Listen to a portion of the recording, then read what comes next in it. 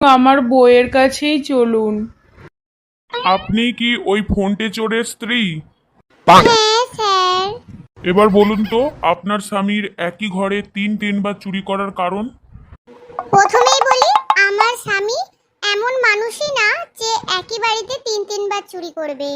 প্রথম দিন গিয়েছিল আমার জন্য একটা শাড়ি চুরি করতে।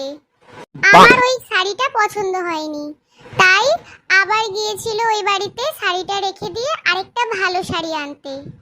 তো আপনি তো দ্বিতীয় দিন আপনার শাড়ি পেয়ে গেছিলেন, তাহলে তৃতীয় দিন যাওয়ার কি দরকার ছিল?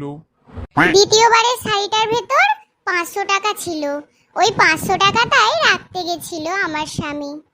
স্যার, ওনাকে আর অ্যারেস্ট করতে হবে না। আমার ওনার প্রতি আর কোনো অভিযোগ নেই। কেন ম্যাডাম?